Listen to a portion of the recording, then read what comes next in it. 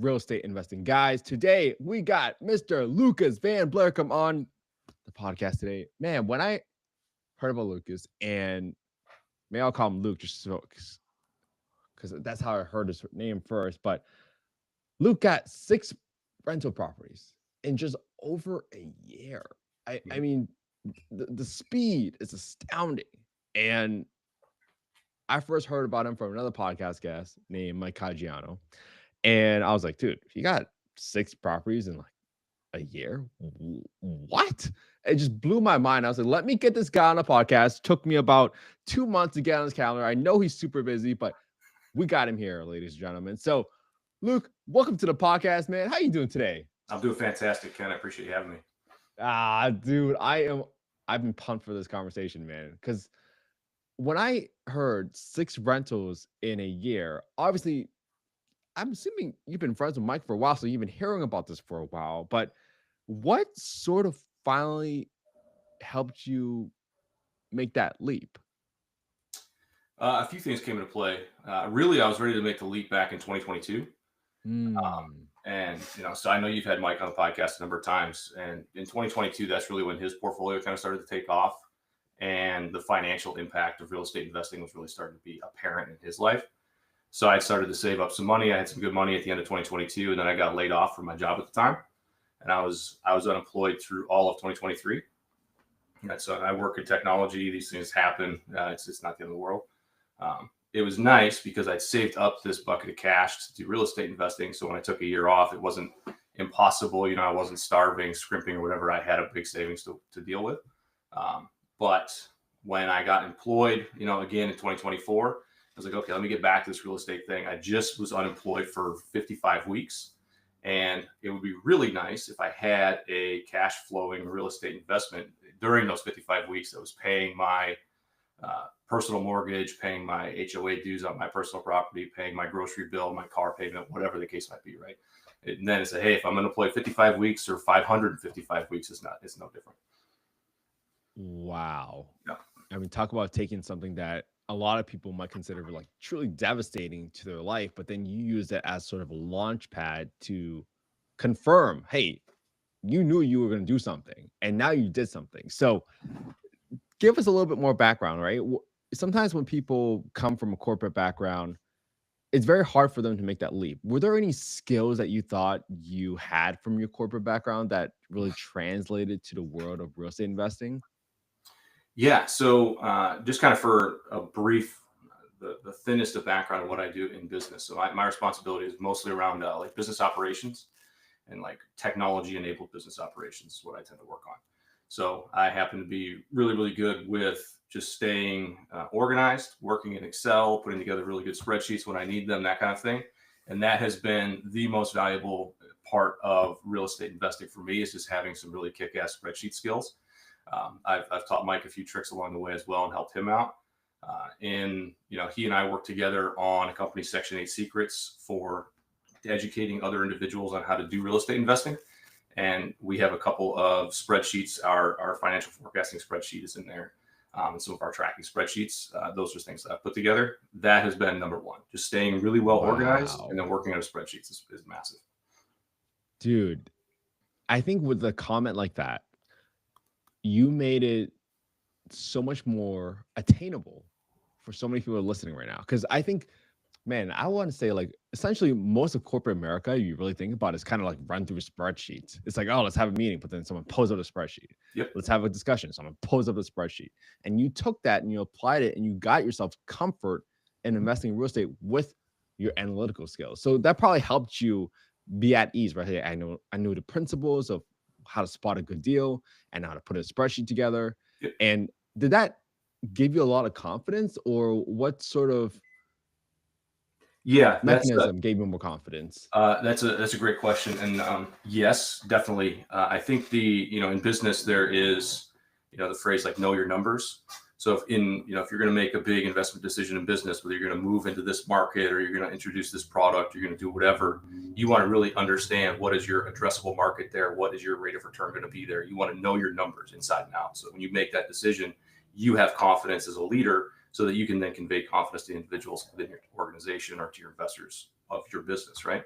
So in real estate, it's no different. The only significant difference is that you're the decision maker, you're the investor, and you're the person doing the work. So you want to be able to provide yourself that confidence. So you want to know your numbers in that regard. So putting together a really good, forecasting spreadsheet, as I call it, or something where it's just like, hey, I know if I go put in my purchase price, my down payment, all my monthly costs that are anticipated, most of your monthly costs in real estate are going to be fixed to a degree. Any floating costs like utilities are going to be paid by the tenants. So you don't have to worry about that. You can go in and say, okay, I know exactly how much money I'm going to be making on this property. I know exactly how much it's going to cost me every month, give or take some maintenance costs. So I can see I'm going to make money on this property. So I'm going to go ahead and pull the trigger on it and then just, ride it out for a little while. Like you get into it when you first get into real estate. And I think one of the questions you sent me over last night was like, hey, what's something you didn't expect when you got into it? That first like 30, 60, 90 days of getting into a property, you're going to find things that are wrong with it. Your tenant's going to move in, the hot water heater's not going to work as well as it should or something like that. That kind of like rough period, like startup period of a property. But once you get through that, then it's fine. But if you go into it saying, I know these numbers work, I'm just going to put my head down and just push through these first 30, 60 days, then it's so easy to know your numbers. Yeah. And I love how you brought up like Section 8 secrets, and obviously knowing some of those expenses in advance from someone like Mike, who you're friends with and you're working closely with, I'm sure that gave you a lot more confidence in your assumptions versus other people that are just wildly guessing. They might just like put some random percentages and like they're like, I hope this is it, but they never even look at the properties, nor do they even know what to look for when they look at properties. So yeah, in a manner, knowing Mike has certainly been helpful. mhm. Like one of your best friends has a dozen different properties. He's been a real estate investor for 15, 17 years. Like, yeah, that gives me a leg up, no doubt. But we also live in the information age. We live in the age of ChatGPT. Yes. You can go into ChatGPT and just say, hey, I want to understand what costs are associated with a real estate investment. I'm going to go buy a condo or a single family home. Can you break these costs down for me? What should I expect going into this?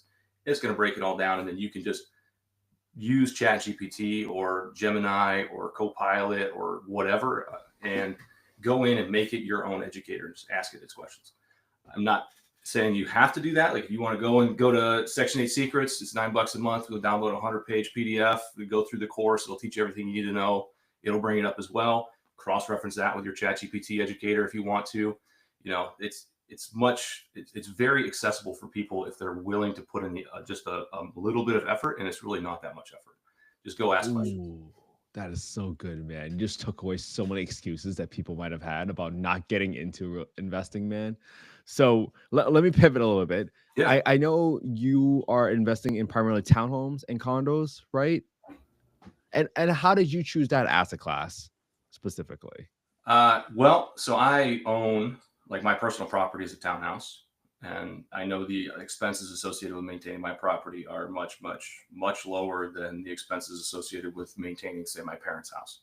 Right? There's no roofing costs. There's no foundation costs. I don't have to worry about yard maintenance. Most of the exterior is going to be handled by my HOA.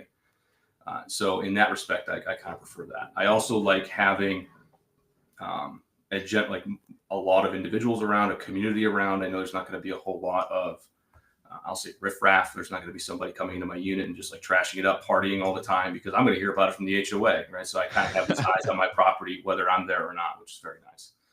So just general cost to maintain. Yeah, you have to pay an HOA due, and that might be $150, $200, $250 a month, but you do have to look at it and break it down, just like some excessive platinum card fee. Put a spreadsheet together, break down what is the value you're getting out of your HOA, and is that actually worthwhile to you? And when I looked at it, it's absolutely worthwhile. Dude, I love that. And that goes against so much of what I've heard in the past, where it's like, hey, everybody wants a single family home. This is the best. But you quickly realize, like, I had to replace a roof on one of my single family homes. It cost like almost 10 grand. Mm-hmm. I had an HVAC stolen at one of my units. That cost another 5 grand. Dude, Yep. it's just these things just add up over time, and people never set aside the money for these. They might call it unanticipated expenses, but I like to argue that they were pretty anticipated at some point. Yeah. Like, it's going to break down at some point. Yeah, maybe an HVAC theft, not so anticipated, but definitely a breakdown, right? Your HVAC is going to go every 10, 15, hopefully 20 years, where you're going to have a pretty significant replacement cost there. Your condo will definitely have an HVAC associated with it, most likely, depending on what kind of condo you get into. But the roof is definitely one of those things where, if you're paying $10K on a roof, then that's a pretty small single family home. If you have something that's of even decent size, you're looking at upwards like 15, 20, 25,000 nowadays, right? And then there's no like foundation costs are just going to be astronomical, no matter how you look at it. If something goes wrong with your foundation, a tree root goes through it, or it cracks or whatever, I don't have to deal with any of those concerns.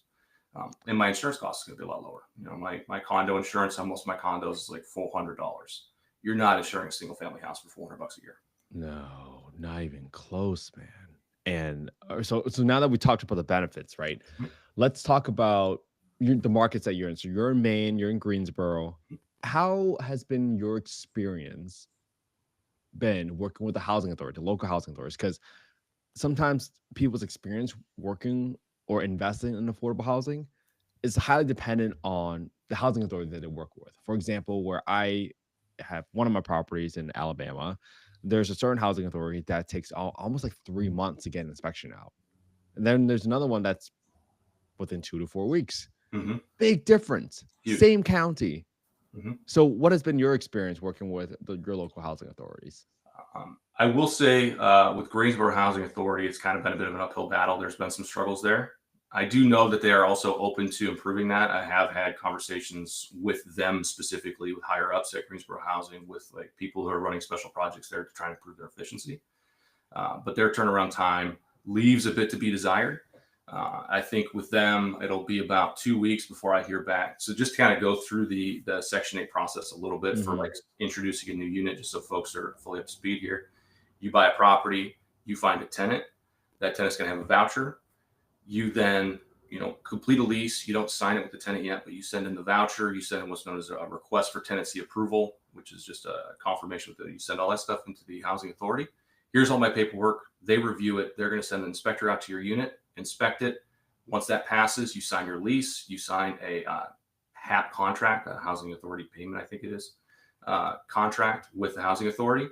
You get that stuff signed and you're done. You're collecting rent. You're good to go. You just maintain the property, maintain a relationship with your tenant. So there's kind of like that 3-step initial upfront: buy property, get tenant, get the inspection, pass the inspection.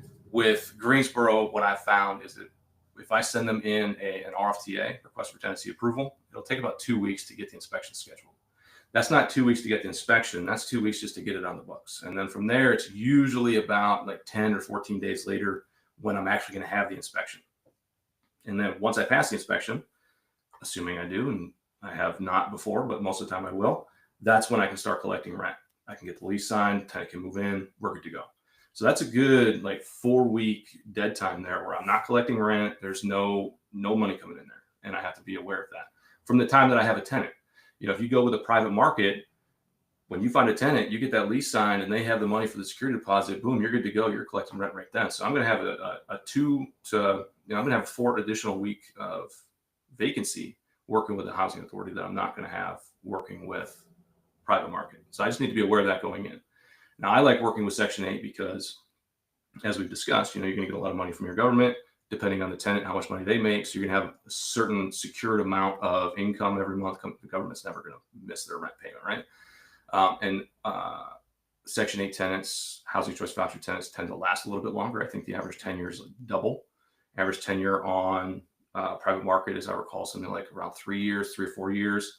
For a housing choice voucher tenant, it's like 8 years. So in that regard, you're going to have you benefit in the long run from that vacancy, but you do have to pay it up front, right? And so what I've worked with Greensboro is hey, let's see what we can do about getting a faster turnaround time on getting the inspection scheduled. Like, yeah, if it takes a couple weeks to get that on the books because you guys are busy, I get that, but it shouldn't take me 10 or 14 days to hear back to just get it scheduled. And if we can cut that down to 2 weeks, I think it's going to radically reduce the the barrier of entry for new units and new landlords coming into Greensboro Housing Authority specifically. On the flip side, the property that I bought in Maine was the most seamless process I've ever had.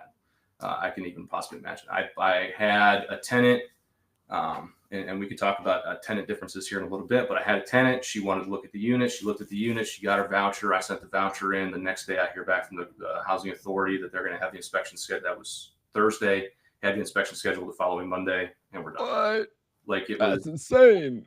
It was a rapid turnaround time. And I think we added, there was an additional day of, I'll say, negotiation in there just because what I was going to ask for rent was higher than what that housing authority had for their budget. And I was like, hey, let me just understand, make sure that this is as high as you guys can go before I really enjoyed the tenant. I enjoyed talking to them. They sound like a good person. I was like, okay, good. I'm willing to take that hit to get a good tenant, a problem-free tenant, a hassle-free tenant into the unit. I'll take that $50 a month hit or whatever it ended up being. Wow. What a difference in terms of timing. Like talking to them on Thursday and then getting scheduled on Monday. That's like almost unheard of. That's what I'm just a little mind blown right now. But all right, so obviously there's ups and downs, and that's naturally the case, right? Any business, any corporation, any organization, there's always going to be differences across, especially when you go across state lines. Mm-hmm. But now that you dealt with probably like you have 6 properties, were there any myths about Section 8 investing that like you had in the back of your mind, and have you been able to debunk some of those myths? What would you say about that? So I didn't have any myths myself, I don't think. Some of the common tropes that you'll hear is that Section 8 units are just generally bad units in the sense that like the properties are run down, they're trash, they're not maintained, and that's just flat out not true. Like I said, a few minutes ago, I have failed what's known as housing quality standards inspection. So when the housing authority sends out the inspector, they're looking at some of the fundamentals. They're not going to go in and do a deep dive on everything, but they're going to make sure that your property's good. The walls have to have paint on them. The ceiling has to be painted. Some of the fundamentals. You don't want to have cracked plates. I ended up failing, for example, because the battery had died in one of my smoke detectors, and it's just something that overlooked when I was going through the unit myself, and we had to get that taken care of. So they do send out an inspector. They do make sure that the property's up to date and they make sure that it's decent. I also have inherited 2 tenants from people who have not done that. So the kind of properties that you do read about where there's mold or the ceiling's falling in or something like that, where it's just a genuinely terrible living situation. I've inherited 2 tenants like that, where they got essentially kicked out of that unit because the housing authority, did not pass the inspection and kind of quasi-condemned it and said, like, this person can't live here. So the housing authority does what they can to maintain a certain quality of home, which is very good. So that's very nice. And then the other thing is that I have heard that individuals are concerned that Section 8 tenants are going to be harder on properties, or they're not going to take care of them as much or something like that. And I suppose it kind of depends on how you look at it. From a property perspective, there's no major difference there. They're not going to be harder on the property. They're not going to cause more damage on the property than any other tenant's going to. In fact, they're going to try to do better to maintain that property because they know every year, every 2 years, it's going to be reinspected by the housing authority. And if it fails, they then have to move out. So they're going to try to keep you up to date. Hey, this went wrong or that's going on. So you have a better communication line in that respect. If you look at it, I think where that assumption kind of comes from is from a home perspective, right? Like you look in my background, for example, you look in your background, we have really good furniture in our homes because we can afford really good furniture because, we have been blessed or privileged with high quality jobs, high paying jobs over whatever time period. So we can get some good furniture. These individuals, they're going through something, they've been going through something. They're generally, lower class individuals. That's why they're on a rent subsidy program. So their furniture is not going to be that great. So if you go and visit somebody, like you just have to be aware of that. You're not going to walk into, some Ritz-Carlton. They're not going to have phenomenal. Some of them do, by whatever means, but for the most part, they don't, right? And I think that's where that assumption comes from, where they infer from the context of what they have in their home that they are not taking care of their home. And that's just not the case, right? No, that is I really loved all your comments. I mean, they're all valid, and I'm really glad you helped me debunk some of the myths, because sometimes people do just make a very generalized conception of Section 8 voucher holders. They might read something on the news and they say, oh, Section 8 property, this is all guns, drugs, drama, but it's not. Sometimes it's just a hardworking person, just like my parents were, that were just trying to put food on the table. That was it. So I want to talk about how you analyze your deals. And in particular, right, I've been trying to keep up with what's happening on the federal government and what the appropriations committee have been doing. And for the most part, they're trying to keep Section 8 funding relatively flat. So I'm always interested to hear you because you're so analytical. What was sort of your criteria for determine like, hey, what's a deal when it comes to Section 8? Like, were you looking at a certain percentage of return in year 1, in year 5? Tell the audience a little bit about how you thought about your deals. And obviously, again, this is full disclosure, this is not investment advice. We're not soliciting any investments on this podcast. We're just talking about how do we get the comfort around what is a deal. That's a good question. And, I'll get into some specifics here in a minute, but you mentioned the federal government and how they've tried to maintain Section 8 funding at a certain level. They haven't increased it, but then there was also talk where it might just go away all of a sudden. And my father's really plugged into the news, and he raised that concern to me. And it was like, look, I buy properties that are good quality investment properties that I can put a starter family into, right? That kind of target that early part of the market or the lower part of the market, lower in the sense like that 40th percentile range, that kind of like, middle third, like lower middle quarter. So if Section 8 funding went away overnight, which it's not going to, like that's just fear mongering, but assume it did, there's still going to be plenty of individuals out there in the private market who would be interested in renting my properties. I just happen to rent to Section 8 individuals because of the benefits that I get from it, from, again, secure funding and so on. So in that respect, when I'm looking at just a deal, I don't necessarily go into it with I'm looking at a Section 8 investment. I look at it as I'm making a real estate investment. I'm going to be placing a housing choice voucher holder into this just because that's who I like to work with. So the concerns around funding from the government and so on are kind of irrelevant to me. So I look at it, I'm going to look at when I want to analyze a deal. The first thing that I look at is just generally purchase price, right? I don't want to go out and buy something that's $400K. Mm-hmm. I don't know where on earth, like Singapore, where 400K is going to be your 40th percentile, right? You have to kind of understand like what your region is. And this is something too, where I think the barrier of entry for getting into real estate investing becomes quite high because people have no conception of what they should even be looking at. There's a lot of properties out there. There could be more, and there certainly is, depending on what podcast you listen to, there's housing shortages and so on. But there's a number that are listed more than an individual is going to be able to look at and just consume quickly. Hundreds and hundreds of properties that are listed in a given area. So you need to understand what you should be targeting. So I'm going to go to, the U.S. HUD posts their FMRs every single year, and that gives me a rough idea of the band that I should be looking at in a given area. Right. So when I look at Greensboro housing, for example, when I started investing last year, the 2-bedroom FMR was like $1139, $1140. Okay, so I should be looking around that price tag.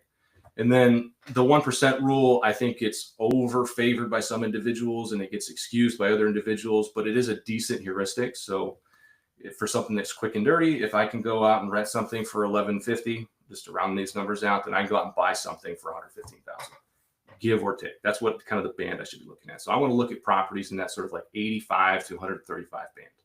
And I'm going to go a little lower. I'm going to go a little higher because if the property has a lower HOA, then I have a little bit more money that I can put toward my mortgage payment. If it's a little bit cheaper, then there's some other things that I can maneuver there. So that's kind of why. And I don't go all the way to the bottom. And there's certainly folks out there, if you want to get into that, you're welcome to. And this might be my own assumption that somebody else you might bring on your podcast later on is able to dispel. But if you're looking at properties that are, 50, 60K in an area where 100K is that sort of like 40th percentile, there's a reason that property is 50, 60K. And I would just as soon not get into it. So I want to find a property that's going to be roughly turnkey as well. I'm not trying to renovate anything.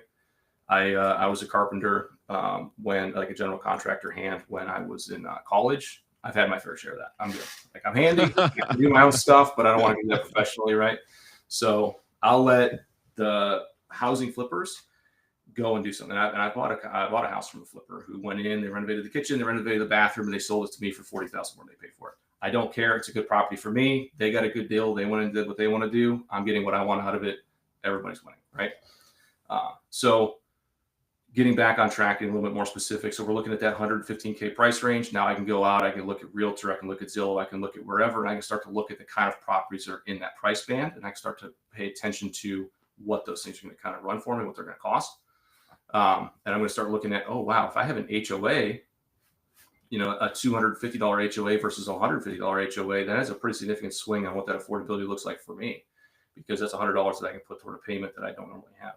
And where I mentioned the barrier of entry is now you have a band of properties. So now you might only have, say 20 properties in the area that you can start to look at, but you can run every single one of those properties through whatever spreadsheet you've put together, whatever ChatGPT algorithm you want to talk to, whatever the case might be there, to say, is this a good property for me? And you, as a nascent investor who's getting into real estate investing, can then start to see how these different variables play out. How does having a higher or lower HOA impact my cash flow? How does having a higher or lower valuation impact my cash flow? And just go run the numbers on 20, 30 deals that you might not ever buy, but you get that intuition on what those numbers look like, which is much more valuable, right? Yeah, dude, I love that. I mean, just to run numbers on 20, 30 properties. I mean, for people that are fearful about getting into investing, right? Mhm. I like to argue that sometimes the fear comes from just a lack of knowledge, from the unknown. And once you run an analysis 20, 30 times, you just get practice. And all of a sudden you realize you start putting things together really quickly about what might a deal look like, quote unquote. And that's why I underwrite deals every single day for people, just so that they can like copy my homework, follow along. Because if you don't do that, how would you ever know what's a deal, right? So I love that you kind of look that over, Luke, because now people can follow what you're doing and just take those steps, right? Looking at 1% rule as a rough rule of thumb, getting a band together. Okay, that's great. How about cash and cash return? Like, is there a criteria that you care most about first? Because obviously you like to buy properties that are turnkey. Yep. What's sort of your prioritization? Like, is it, hey, 10% cash and cash return, turnkey property in this neighborhood? Tell us a little bit more about your prioritization process. Mm-hmm. Yep. So I'm going to look for turnkey properties, or at least low cost to turn properties, in the sense like I bought properties without a refrigerator. Okay, good. That's an extra $1,000 I got to add to my purchase price, whatever the case is. So I want to find turnkey properties. That's my number one. The second piece of it is I'm going to look at that cash on cash return, because I'm doing this for cash flow. I'm not buying properties on speculation. I'm not trying to like time markets. I don't want to buy something that's going to then, go up over the next couple of years. If it goes up, fantastic, but I don't intend to sell any of these. I'm here for cash flow. I'm a cash flow investor. And then the other piece from a cash flow perspective I'm looking at is I'm going to try to find something that's in the 10% ballpark of cash flow. I've bought ones as low as 7.5%. I've bought ones as high as 20%. But I will admit, if you find a property that's got a 20% cash flow, like, where's the headache coming from? And I've had headaches with these properties, and hey, I'm getting paid for it, but I am earning that money, right? So in that 10% range, I find that these these properties don't have a whole lot of headaches involved with them, so that's decent value. And I'm also thinking about it from a comparative perspective. When you look at just, hey, if you were to go and do a 401k or some investment account, you're going to get 7-8% return on the year. So I want to get just a little bit better than that, because this isn't quite a hands-off investment strategy. So target that 10% range, and then if I see a property that I really like, I'll go a little lower. If I see a property that's like, okay, it's good, but it's not great for me, I'm going to expect that number to be a little bit higher. And then the last thing is, once I have those numbers ironed out, is what does the neighborhood look like? And I'm going to go look at just crime grade and figure out, okay, am I buying something that's like in a red crime grade area? Am I buying something that's kind of more in like the yellow, light green crime area? And that's going to be very important. And I find that to be also quite important there, because you don't want to buy something where you're going to have to deal with bullet holes. That's more headache than I really want to take on. Right. And where do you look up crime rate, Luke? What website do you use? What sources can you tell people about? Yeah. So I think it's just called just like crime grade, like crimegrade.org. And it just provides you a little color map, and you can kind of take a look and see what's going on. If you're buying a property and like you're buying 40th percentile property. Well, I just got really, there we go. I buy, that's the problem with an autofocus camera, right? Every now and then you just get really good, which is better, left or right. So when you're buying property in the 40th percentile, you're not going to be buying something in like that dark green A+ neighborhood. I would love to, if the property comes up like that, I will buy it, but I'm a realist, right? You're not going to get that. If you want to go out and acquire executive rentals, if that's your model, by all means, that's not my model. My model's Section 8, 40th percentile cash flowing real estate.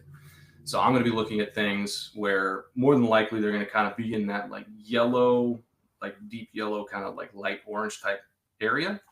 And again, this is just a color grade where it goes from, green to red. So I think we're all generally familiar with what that would look like. So with a yellow orange, you're kind of looking at like a C+, B- kind of crime grade. And again, crimegrade.org. And use ChatGPT, use your tool, figure it out. Hey, I want to understand what crime looks like in a neighborhood. What tools would you recommend? These LLMs are phenomenal at bringing up resources for you. I don't have any off the top of my head. I found one that worked for me and I rolled with it. And I will then look at the specific neighborhood that I'm buying in, and then also adjacent areas. Right? Buying say a yellow neighborhood inside of a dark orange or red ring is going to be a problem, because eventually everything kind of just smooths out, right? It's just going to diffuse and you're going to have headaches. Buying something that is perhaps a little bit like light orange that's surrounded by yellow or light green. Okay, now this is interesting because it's a hot spot. Maybe, there was a series of break-ins last year and that's kind of pushed that crime up a little bit, but it's not a big deal. That's what I kind of look for, is the community you're buying in and that surrounding area is going to be very important. Dude, these are such great gems, man. And let's keep talking about your criteria, because obviously you invest in HOAs, condos, townhomes.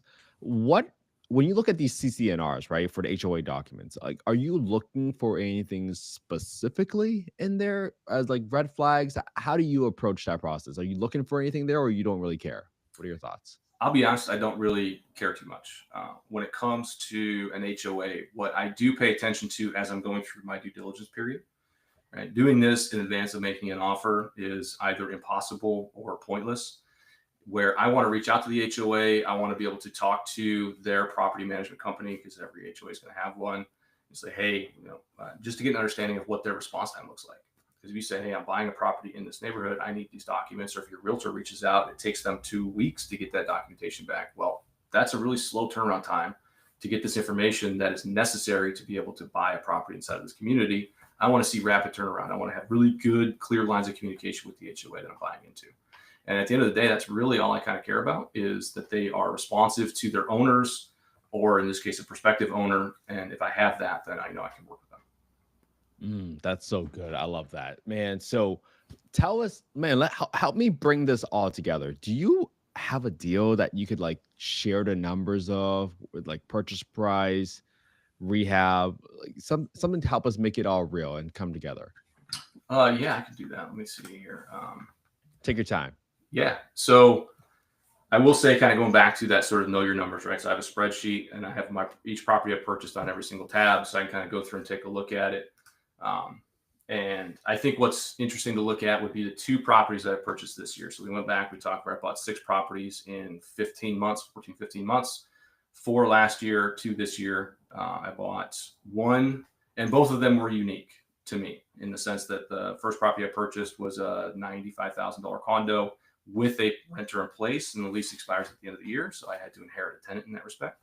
So it'll be important to talk about that and how that fits in. And then I also bought my property in Maine back in June. And so I have that one I can talk about.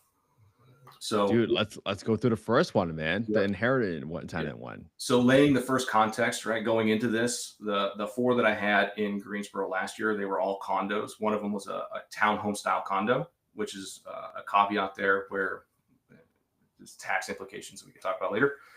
But all condos, and they were all cash flowing across the board. I was getting around like 16 to 18% cash on cash.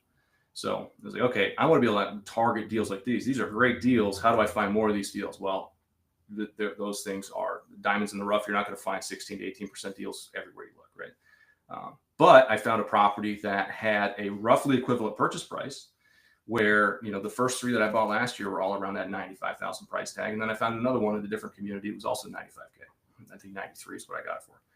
And the reason why it was kind of listed low is the renter who's in place right now, his lease is $1,000 a month. And I can get on private market right now, if I went out and put it up, I'd get $1,300 for it.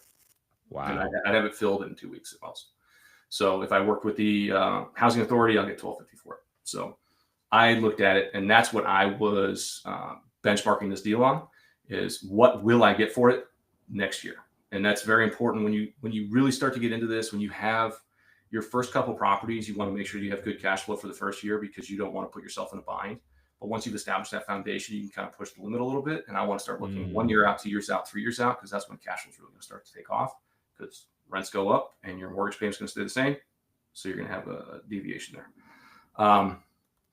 So with this property, $95K, the HOA was $250, which is a little bit high. I wasn't really interested in that. But it comes with the territory. You can't negotiate your HOA payment. And that helped me from a purchase price perspective, because it does pull that purchase price down. Going back into, if it's 150 HOA, that's an extra $100 a month I could have put on my mortgage payment, which is only $500. So I could have paid 20% more for this property if that HOA was 150. And this is all about kind of knowing that numbers, getting that intuition, working a lot of deals, just understanding how this fits together. So when I pick that up, like I'm looking at my information here right now, I get that with a 6% cash on cash return. I'm making $100 a month on it. That's it. And the reason I did that is all based on that $1,000 a month lease. And I did it knowing I can get that up to $1,250. I can get up to $1,300 next year. I'm not saying I'm going to pop this gentleman's rent in December. Just boop, okay, it's up 30%, figure it out. Like, I'll work with him. We can either stagger this up over time. And again, this is another thing that I really didn't know. I didn't have a good understanding of getting into real estate investing. Is there's no hard and fast rules. Like, you have to adhere to your lease, and there's certain specifics, but there's a lot of gray area in how you want to work with tenants who are paying late, how you want to handle tenants who you're going to be increasing rent over time. Like, you can be as soft as you want to be. You can be as hard as you want to be.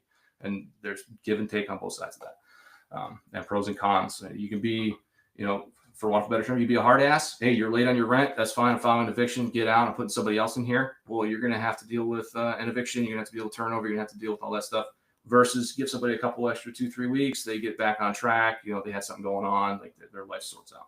So, and if you're really soft, somebody might go in, they might not pay you rent for a month, and then all of a sudden they vanish off the face of the earth. So there's pros and cons on both sides.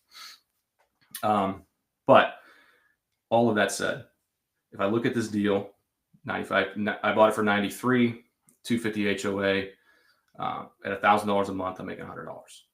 If I get it up to 1,300, over the next couple of years, or even next year, well, now I'm making $400 a month on this. My cash on cash goes from 6 to 25%.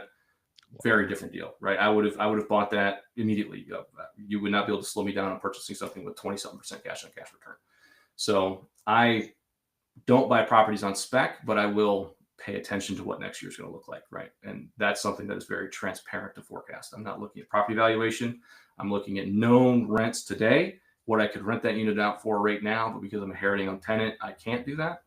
And so that's how that deal played out.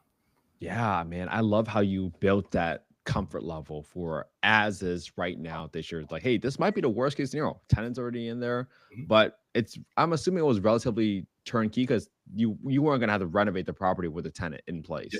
Yeah, there were a couple like minor maintenance issues where I think like the handle had been broken off the oven before this tenant had moved in, and like one of the light fixtures was broken. I bought it knowing I had to fix that. I had it fixed up the first week. I just kind of baked that into my mental like upfront cash on the forecasting. And so I was like, okay, here's a few $100s to buy new parts, to pay somebody to go put those in, and that's it. Got it. Super, super easy. But I just love how you had that long-term view upon it. It's just sometimes for people in year one, if they don't get the return, they're out of it. But you had that long-term view, and that's just really impressive for you to have that sort of mindset. So second property. Yep. This was the one in Maine, was it? This is the one in Maine. Yeah, this is, and it's a little bit different. So I will say they're both 2-bedroom condos, but we just talked about a deal with a $93,000 purchase price. This one is a $225,000 purchase price.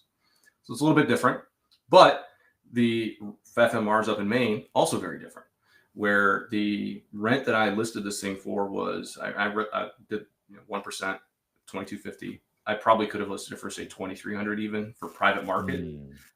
The housing authority that I'm working with, the most they were able to get up to is $2,180, right? So there's that $70 difference that I was talking about. And it's like, look, it's not like I'm hurting for the cash. And this is again, soft, being easy on your tenants and situations, being hard on your tenants. If you want to be easy on your tenants, and which I don't mind, it's going to cost me $900 a year in that lost revenue. But I'm putting in a tenant that I have confidence is going to be a good tenant. I've talked to them and so on. So I take that hit. But when I bought it, I was forecasting it with $2,250, and that's utilities included. So $225, $200 HOA, and the utility costs work out to like right around $100 a month. And so when I put that one in, again, this is one of those low cash on cash properties. I'm looking right now, I see $460 a month, which is like right around 8.5% cash on cash. And Well, you had a great experience working with the housing authority. I had a phenomenal experience working in the housing authority. And the other thing that I didn't mention, and this is something you can look out for in your given area, whoever's doing the investing, is Maine housing authorities offer a $350 incentive for any new unit added to the program. So they're going to send me $350 just for, hey, thank you so much for putting this in. Good to go. That was last year $750. Maine's had some budget issues with their HUD, so they've had to adjust some things. But still, $350 is more money than I'm getting out of Greensboro housing, which is zero, right? So I have that going for me. And the other thing too is I'm buying this property. When I purchased it for $225K, that was off market. Somebody had reached out to Mike Caggiano, who owns 6 in the same community, and he's like, "Hey, I know you've bought a lot of these. I want to sell mine." So I kind of worked by price. I got it through him. Got that offer through him, $225. It appraised at $240. So I'm also buying into a little bit of equity. Wow. Equity is, again, for a cash flow investor, meaningless, but it kind of makes things feel nice, right? So having that in the back of my mind also helped me move on that deal quite a bit. And let me see what else I have in here. Kind of going into talking about cash on cash return, with 6%, with 8.5%. That's also just my first year return. Where we talk about if rents go up, that number kind of continues to grow. Where, hey, if next year I'm able to push rents up, say 4%, well, 4% on 2,200 is about what, $90. Okay, well, that $90 is going to be pure. Did you freeze? No, there we go. No, I'm sorry. No, you're good. I'm just good at holding still. Yeah. So you push rents up next year, say 4% on 2,200, just to round the figures out. That's right around $85, $90. That $85 or $90 goes into the cash flow bucket. So my monthly cash flow goes from $460 up to around $530, $540. And okay, well, now I'm looking at, instead of having an 8% cash on cash return, now I'm pushing the numbers up to closer to 10%. And that's what I like to see. And every year that rent is going to kind of go up just a little bit. To your point, where you sent me last night, hey, 2026 FMRs are looking like they're going to be held flat. Okay, so I missed out on 1 year of this 4% gain. Does it suck? Yeah, it sucks, but it's, again, 1 out of 30 years, right? So it's okay. Yeah. Like when you're working out, if you miss one workout but you work out consistently, it's not good. Right? So that's, again, buying on spec. No, I'm not speccing on property valuation. I'm speccing on cash flow and how that's going to look, and just understanding how rents are going to go up. So that 8.5% is going to become 10% next year. It'll be 12% the year after that. It's just going to keep going up for me. Man, all right. So I want to kind of pick back up because you mentioned there were some tax differences versus townhomes versus condos earlier. I think you mentioned. Mm-hmm. What did you mean by that? Yeah. And I will say the tax implications of real estate investing are nuanced, for want of a better term. You're welcome to, as an investor, you can get as deep into it as you want to. You're also able to go out and find a really good tax accountant and just trust them or rely on them, and they're gonna teach you the ways and teach you the ropes and make sure you do everything right. So before I answer your question, a good example of this is, and despite the fact, for example, that Mike was a real estate investor for 17 years, I got to teach him, hey, there's some costs in your closing costs, for example, when you purchase the property that you can write off that year. And then there's some costs that you have to bake into your cost basis, into the value of the property that you would then work with when you sell it. And he thought all closing costs, I think he roughly assumed all closing costs kind of get baked into that cost basis, right? So from a depreciation perspective, your 90K property with 5,000 in closing costs is going to actually have a 95K value. And that's what you depreciate, which is not the case. There's of a $4,000 or $5,000 closing cost, like maybe 25% of it can be written off that year against your taxes, and the rest of it kind of gets baked into your cost base. So there's that one. That's a really nuanced take on things for folks. But to get to your question specifically, like when I talk about, say, you have a townhouse and you can have a townhome style condo. So if we all think about what a townhouse is, it's usually a 2 or 3 story property, like the walls go straight up. You own this slice of that building. In a townhouse like mine, I own the land that's under it, and I kind of own my backyard. I can't do anything with it because of HOA regulations, but I own the hey, you know what? If you want to own some land, that's a really good feeling. That's awesome. But it's not like I can demolish the middle, 25% of the building and put something else here. So owning the land doesn't do me a whole lot of good. And it's a big component of property valuation. So if you're buying on spec and land values in your area, you expect to skyrocket. Well, there's land underneath the building that you're looking at. So why don't you purchase that? And that land value is going to go up with you. And just to kind of give some like rough outline. So my property is around 1,750 square feet. It's off of a really nice golf course in the area. The land, even though it's like this tiny little square of backyard, is 25% of my property value. And I noticed that when I look at my property taxes, because they'll usually tell you. Where that comes into play then is if you're looking at a townhome style condo, you don't own the land under it. That land is owned by the community or by whomever, and you just own the building that sits on top of it, much like you'd own in a condo where you own some section of the building. So a townhome style condo versus a townhouse, that's kind of what that difference is that it's the land underneath of it that you would own. Land, you cannot depreciate. And that's where the tax implication comes from. So if I'm renting out a townhome style condo, just round these numbers out, let's say it's 200K. Well, I get to depreciate that 200K out. And then every month, for every year or whatever, when I'm doing my taxes, I get to write off roughly 3% of that, like 3.5% when you look at the depreciation table. And that 3.5% property value that comes off of my top line, I don't have to pay taxes on that. That works out really well for me. We're looking at, say, $1,500 in savings, like pure savings. If it is a townhouse, well, now 25% of that is land. So now the depreciating value is 150K. So instead of getting a $1,500 tax savings, I might be looking at an $1,100 tax savings. Insignificant for a unit, but if I want to go out and buy 10 or 12 or 20 of these, that becomes a pretty substantial difference.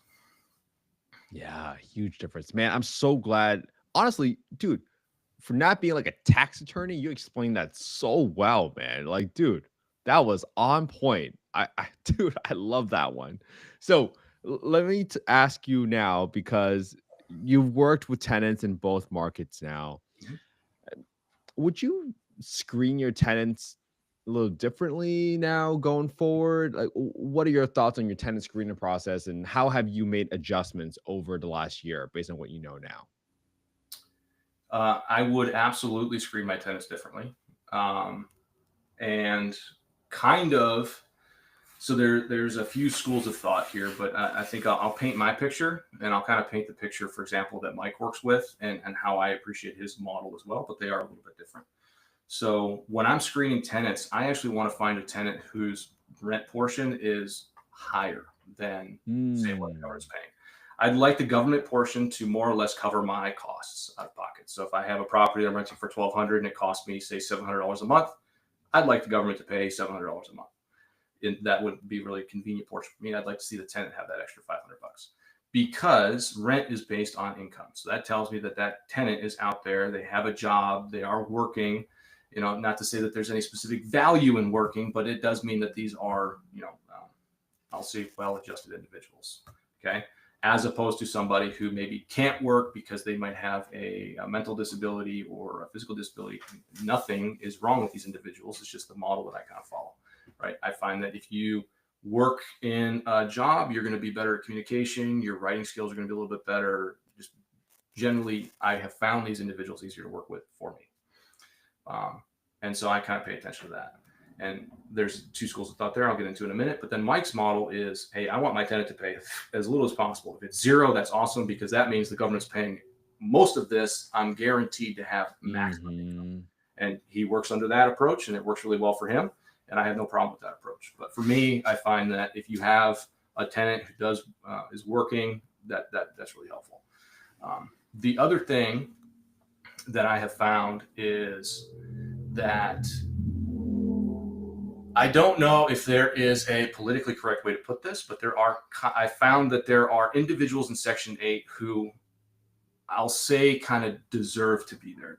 They have found themselves in a situation, for example, they had a major car accident and now they've had a brain injury, and they have really struggled to focus. But they do what they can to go out into the workforce, and they do the best they can to find a job that they can do. But because they've had this substantial life-altering situation, they are unable to achieve what they otherwise perhaps could have, right? And those individuals, I feel like a Section 8 housing choice voucher program is really, for me, is very valuable for that kind of thing from a societal perspective. Like, hey, bad things happen to good people, and it's very good for us as a society to be able to help these individuals out. On the other side of that coin, you have individuals who they just, they're welfare jockeys, right? They like to go in, they just like to, they want to do as little as possible to just survive. So they're going to go out, they're going to get a job if they have to, they're going to get it for as long as they can in order to get unemployment benefits, right? They're going to get the cheapest job that they can. They might otherwise be decent individuals. They might be smart enough to get a good job, or they might be like physically capable enough to get a decent paying job, but they don't because I'm going to say they're lazy, right? And I'm not saying everybody is, but there are individuals like that. And they just they ride that government train.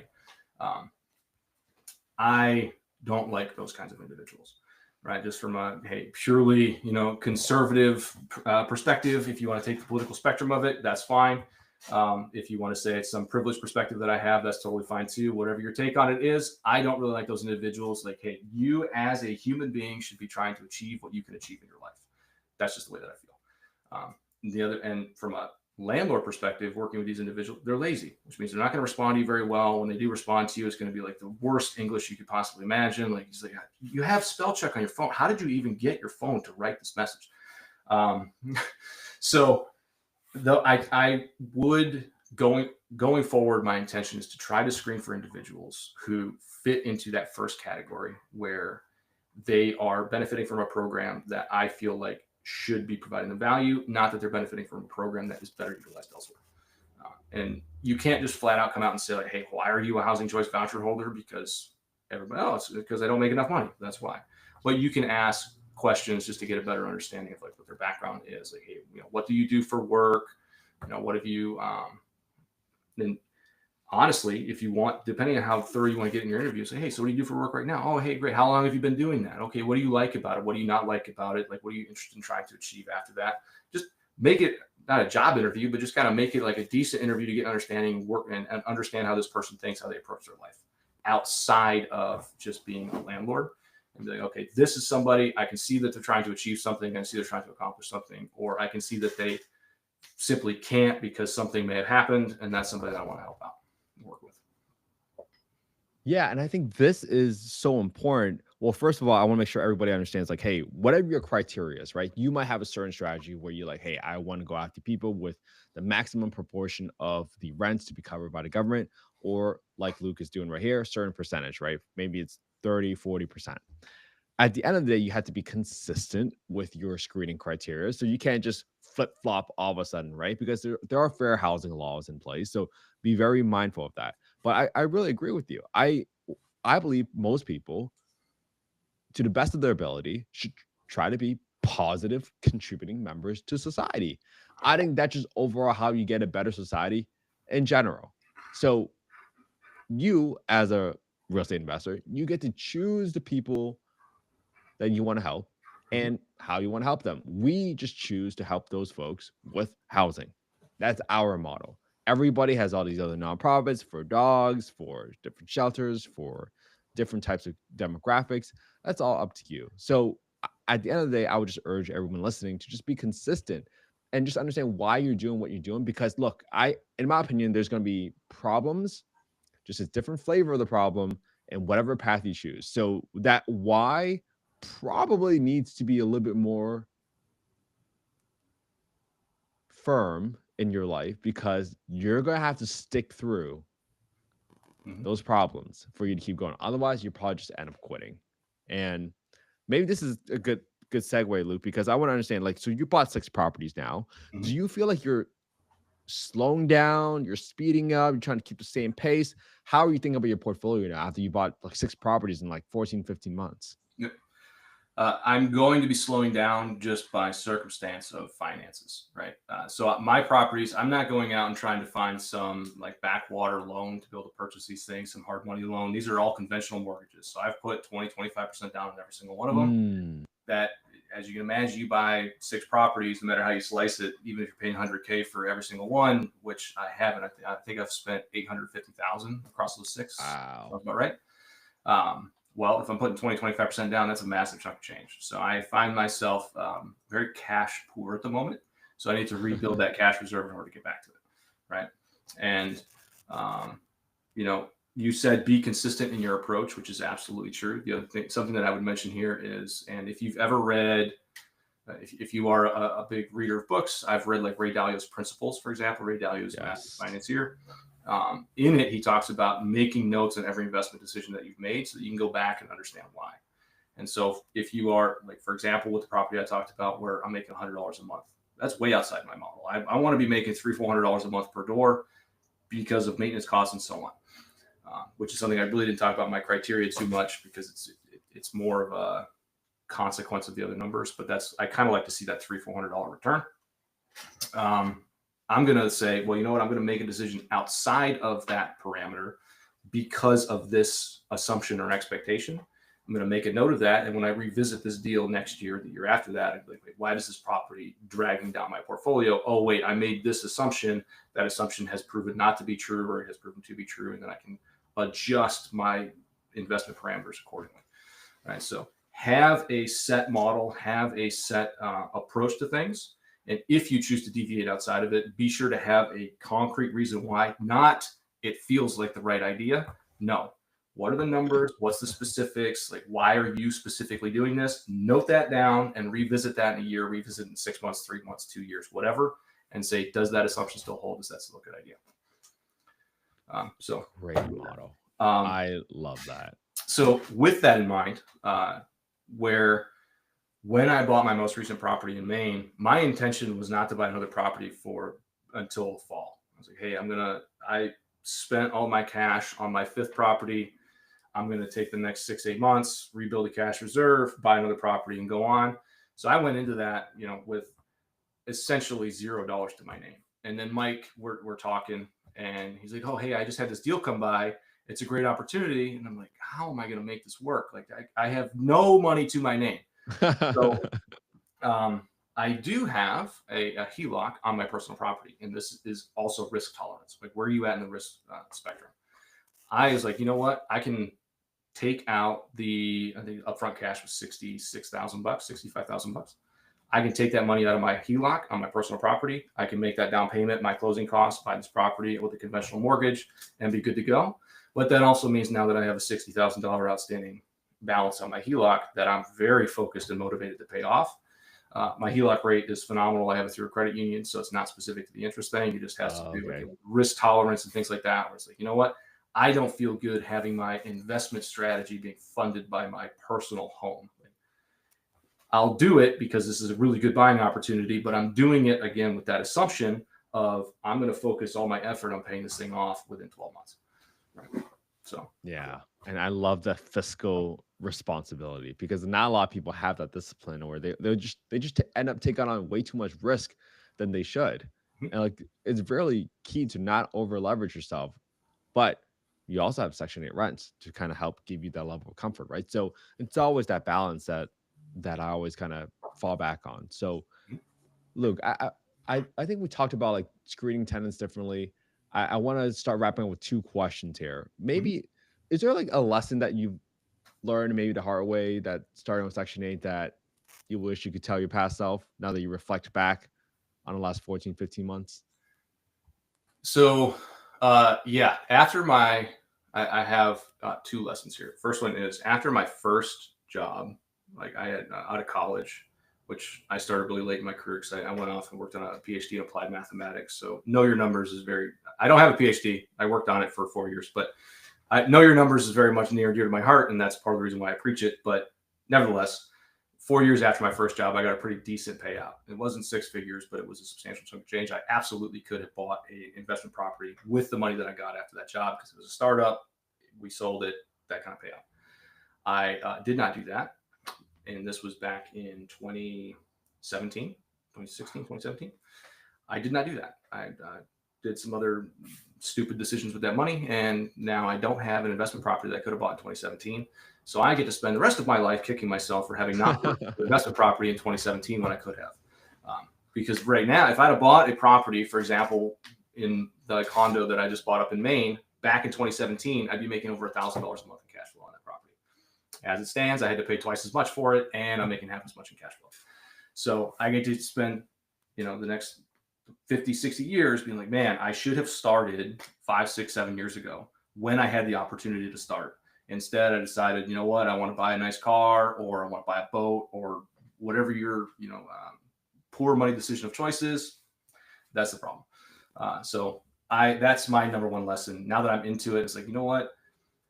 Yeah, when you buy one property, you're making $300-$400 a month. That's not going to change your life.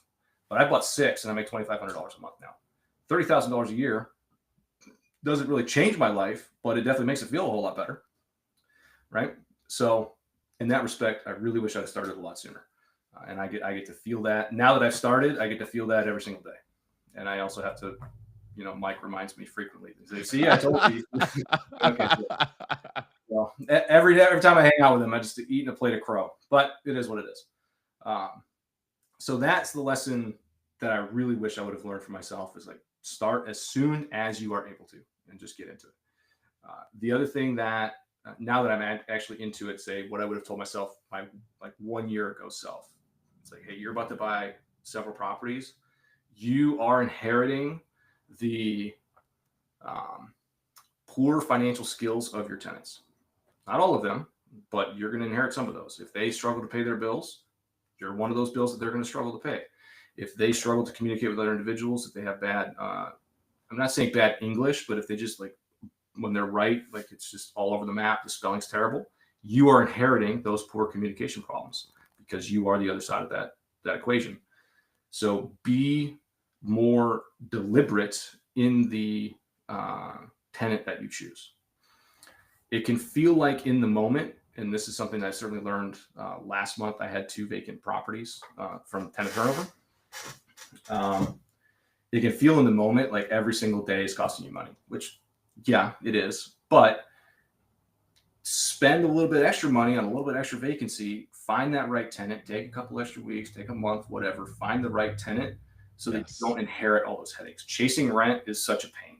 Trying to decipher a broken communication from somebody who is English first language is a pain.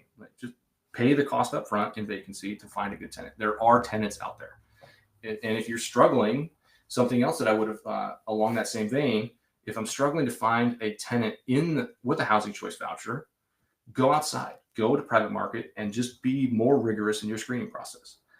Go into it. It's like, you know what? I want to find that really good tenant who's really good to work with, who's really communicative or appreciative, who has a good job, whatever the case might be. Find that person, rent your property out to that person. Don't get hung up on having to rent to a housing choice voucher. Oh, this is such a great lesson, man. I'm so grateful you came onto the podcast today, man. See, Luke, this is why I was pumped for this podcast, dude. And I mean, hey, I'm so grateful that you came on the podcast. And let me ask you one more question, because this is the question that I try to ask everybody on a podcast. And it stems from the fact I started this podcast 3 years ago, and everybody said, like, hey, we're never going to solve the affordable housing crisis. Blah, blah, blah, whatever. But I'm curious to hear from your thoughts. Like, hey, why do you think affordable housing, particularly the lack of supply of affordable housing, has just been so hard to solve for?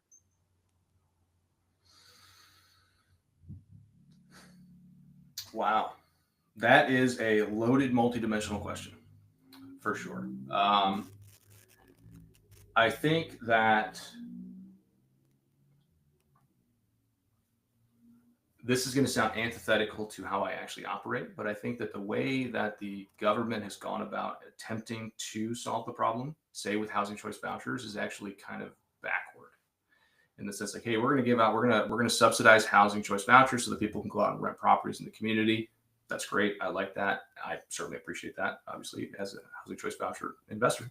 But what I think they would have benefited from better is investing in builders up front and providing lower cost, interest-free or incentivized building to go and build these affordable houses. If you are a builder, and we live in a wow, that's terrible. We live in a capitalist society. There we go. It's been a long podcast, I guess. Too much talking. We live in a capitalist society, right? The dollar makes the decision. A builder who can go out and build a property that they can sell for $300,000 or $400,000, that's going to net them profit of $100,000 or $150,000, is going to make that decision over building properties where they might be able to build say 3 times as many properties for $100K, but they're only going to be making $25,000 in each one of those units. Would you rather go out and build 3 units and make 75 grand, or 1 unit and make 150K? That's a no-brainer decision. I'd make that decision. You'd make that decision. Everybody's going to make that decision. So I don't fault builders for doing that. Builders are going to build the higher market homes, and that's just the reality. But if you are in the government position, you could go in and say, hey, builder, I'm going to go ahead and provide you interest-free financing, or I'm going to pay for you to build. I know that projects has a really bad, reputation from like the 80s and things like that, because it's like, hey, projects get run down. But the reality is affordable housing projects, if managed correctly, would be very valuable. Go out and build a community of condos, townhome style condos, put 100 units in there, put 200 units in there.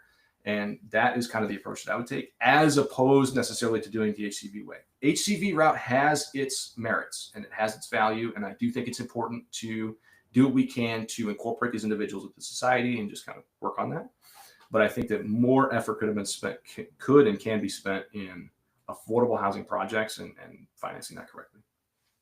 Dude, you got my vote if you ever decide to run, man. That's all I got to say, dude. So, man, that was such a great answer. Very great perspective to have in terms of just understanding, like, hey, there's some benefit to HCV, but the incentives could be driven towards something else that truly incentivizes the right behavior to get more supply out to the market. Man, dude, I'm so energized. There's no better way that I could have started my Saturday morning than having this conversation with you, man. So, dude, I'm just so grateful you came on the podcast again, man. Seriously, without people like you, I would have never had the home I grew up in. I'm so glad you're doing things the right way. You're trying to make sure you buy great properties. You put out a great product to the market. I'm so appreciative of you, man. Hey, Luke, if people want to find out more about you or get in touch with you, where can they find you, man? So me personally, I think the only place I'm going to be online is going to be LinkedIn, but I spend no time there. I think the best way to get in touch with me, right, as I mentioned, Mike and I work with, we put together section8secrets.com, yes. training course for individuals to go out there. It's $9 a month. You can go on, you can go through the entire course in a month. You can cancel after that month. And I, as the person who benefits financially from you not doing that, is telling you to do that. Go out, sign up for 1 month, go through the course. If nothing else, it will teach you the right questions to ask. It'll help illuminate your misunderstandings, and then you can kind of go as an individual into your favorite ChatGPT and really iron out those questions. If you very much are a cash flush individual and you just want to get into it, but you don't want to have to think about it, and you want somebody to hold your hand through it, we do also offer, I think it's $3,000, maybe $3,500 consulting service. Like, we will help you go out and buy your first property. You come in, you're going to get 12 hours of direct one-on-one time with us. So you can have this kind of conversation like Kent and I are having right now. We can talk about a specific property. We can get into it. So you'll come into that and you'll come out of it with your first property, and you'll have all the confidence that we have going through it. If that's the route that you want to take. If you have the money, fantastic. If not, I advocate spend $9, learn what you need to know on Section 8. All right, guys, please check it out. Check out Section 8 Secrets. Follow Luke on LinkedIn. I will make sure we link it down in the show notes below. But man, Luke, I can't wait to have you back on a podcast, especially if you add to your portfolio. Like, dude, you got to text me if you buy anything else, because I get super excited when I talk about real estate. So I'm always down when someone texts me and say, dude, I just bought this house. Check it out. I'm like, dude, let me check the numbers on it. So I'm pumped, man. I'm so glad you came on a podcast today, dude. Hey, man, I had a really good time. I really appreciate you running this down and getting this time to sit down together. Yeah, dude. All right. And we are out. Dude.